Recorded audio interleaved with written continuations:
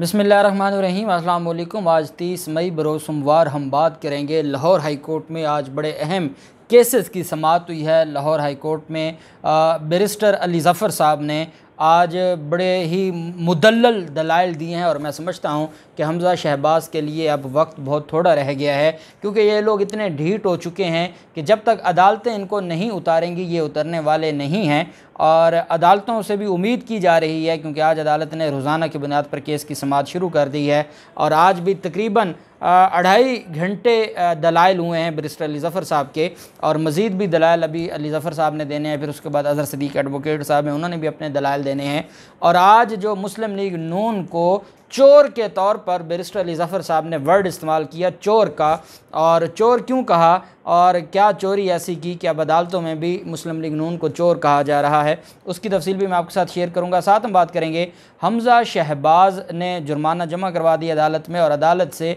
पंजाब की ब्यूरोक्रेसी और हमज़ा शहबाज ने एक मासूमाना इस्तदा की थी। साथ महमूद रशीद की भी दरख्वास्त थी। पाकिस्तान तहरीक इंसाफ के जो रहनुमा हैं वो वैसे तो धरना में और लॉन्ग मार्च में तो उन्होंने इमरान खान के साथ वफा न की, लेकिन एक दरख्वास्त दे दी और अदालत भी इस पर बरहमी का अदालत ने इस वजह से भी इजहार किया कि मुझे बताएं कि पहले इस तरह की अगर 6 दरख्वास्तें पेंडिंग हैं और उन पर समाअत हो रही है तो नई दरख्वास्त देने का क्या फ़ायदा है। आप खुद केस को लटकाना चाहते हैं, आप खुद चाहते हैं कि नई दरख्वास्त आ गई उस पर नोटिस होगा तो फिर सारी दरख्वास्तों को इकट्ठा सुना जाएगा, क्यों इसको लटकाना चाहते हैं। अब मेरे ख्याल में तो महमूद रशीद को किसी ने कहा होगा कि जो आपके साथ सोशल मीडिया पर लोग और पाकिस्तान तहरीक इंसाफ के कारकुनान कर रहे हैं, जिस तरीके से शफकत महमूद, एजाज चौधरी और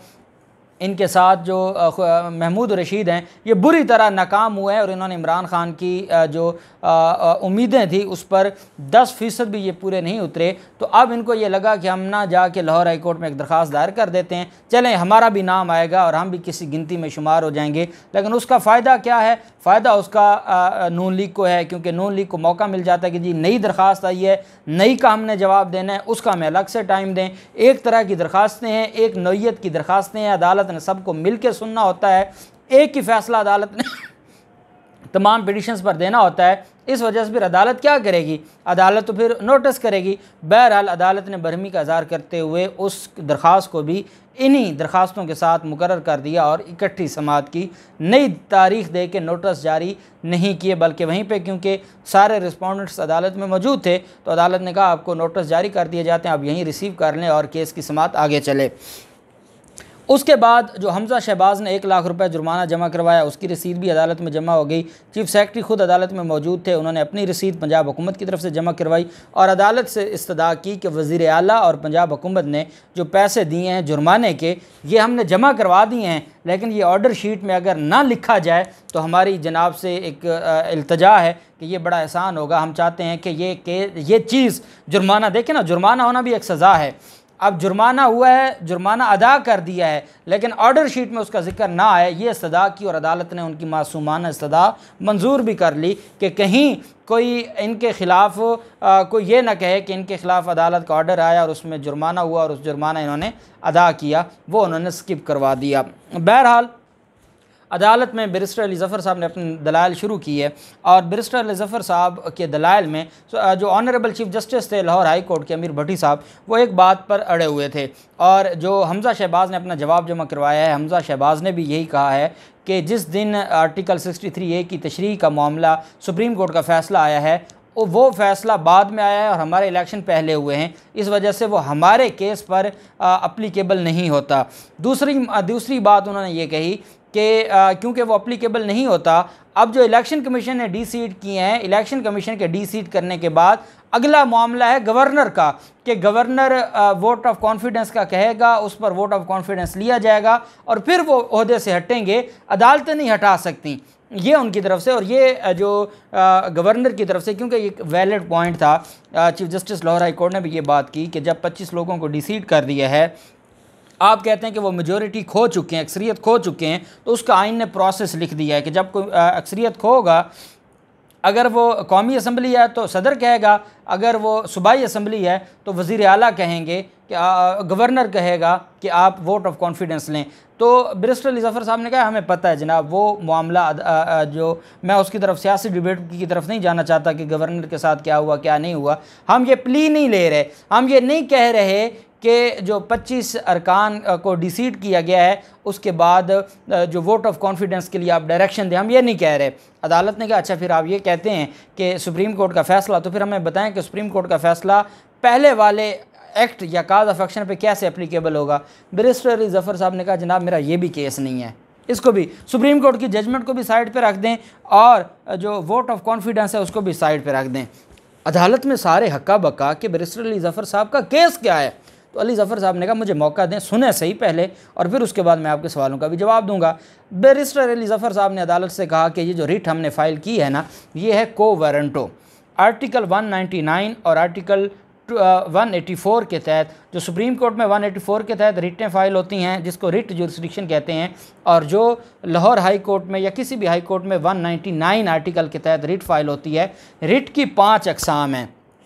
उन 5 अक़साम में एक किस्म है को वारंटो। अब ये इंशाअल्लाह जो हमने अपने दूसरे चैनल पर आईने पाकिस्तान का एक एक आर्टिकल पढ़ने का जो सिलसिला शुरू किया है लीगल एनालिसिस पर, और वो मैं अपनी कम्युनिटी में भी शेयर करता हूँ वो वीडियो, तो वो जब हम 184 और 199 पे पहुँचेंगे तो मैं आपको वो 5 रिटें बताऊँगा कि रिट की कौन सी अक़साम है। लेकिन यहाँ पर अदालत में कहा गया कि जो हमने रिट फ़ाइल की है यह है को वारंटो। को वारंटो से ये मुराद है कि अदालत में कोई आके ये कहता है, कोई भी पर्सन कोई भी इंफॉर्मेशन देता है, चाहे वो अग्रीव्ड है या नहीं है, वो अदालत को आकर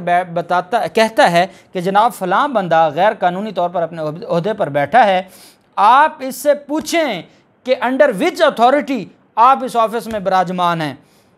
अदालत को कहा कि हमारी रिट ये है, हम ये कहते हैं कि हमज़ा शहबाज इस वक्त जो अपने ऑफिस में बैठा है वो गैर कानूनी और गैर आइनी तरीके से बैठा हुआ है। हम ये कहते हैं कि हमने को वारंटो की रिट फाइल की है। को वारंटो की रिट में अदालत ने ये पूछना होता है अगले बंदे से कि बताएं कि आपके पास कोई लॉफुल जवाब है, क्या आप इस वक्त अक्सरियत लेकर बैठे हैं, क्या आपका जो इलेक्शन है वो वाकई लॉफुल है। हम तो ये अदालत को कहने आए हैं कि हम आपको इन्फॉर्मेशन देने आए हैं कि फ़लाँ बंदा जो ऑफिस लेके बैठा है वो इलीगल और अनकॉन्स्टिट्यूशनल और अनलॉफुल है, उसको पूछें और उसको ओहदे से हटाएं क्योंकि वो गैर कानूनी तौर पर बैठा है। मैडामस में उन्होंने कहा जो को वारंटो है उसमें उन्होंने कहा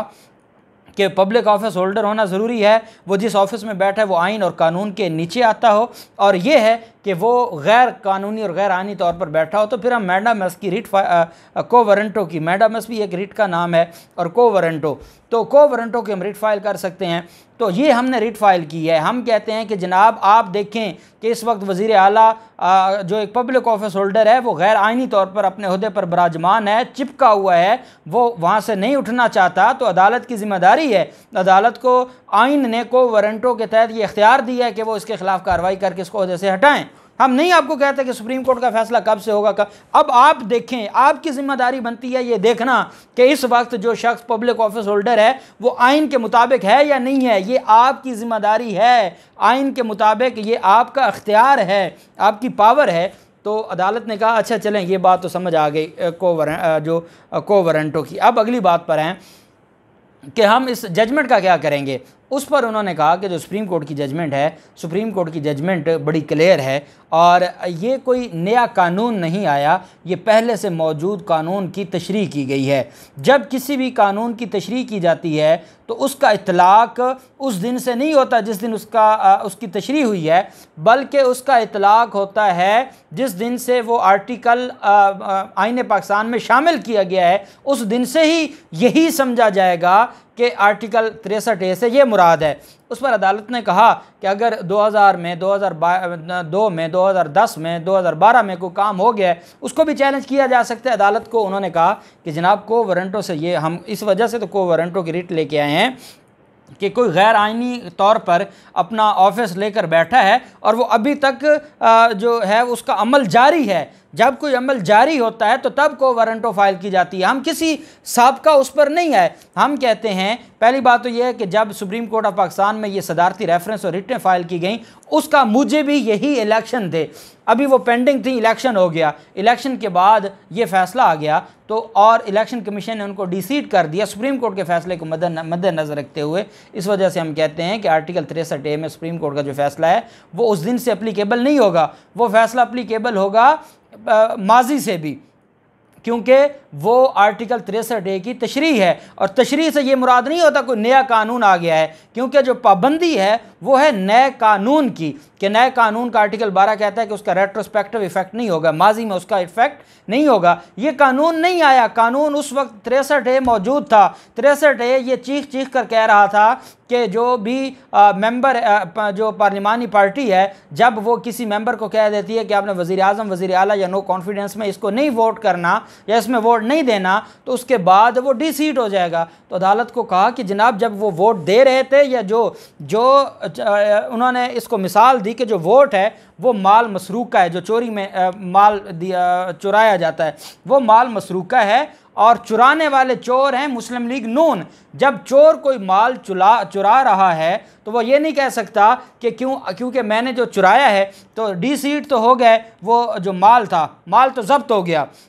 ख़त्म हो गया। तो चोर कहे जी मेरे हवाले से तो आर्टिकल 63A ने कुछ नहीं लिखा, वो तो सिर्फ माल के बारे में था। तो उन्होंने कहा जनाब कि उस पर चीफ जस्टिस साहब ने कहा कि चोर की मिसाल तो हम समझ लेते हैं, लेकिन फिर ये ना हो कि कोई कहे जी कि किसी ख़ास जमात के बारे में ये चोर के अल्फाज इस्तेमाल किए जा रहे हैं, तो हमारा हरगिज़ ये मतलब नहीं है। अब चीफ साहब का तो ये मतलब नहीं है, लेकिन कौम तो जानती है कि चोर कौन है, किसने वोट चोरी किए हैं, किसने हवारी होटल में बैठ कर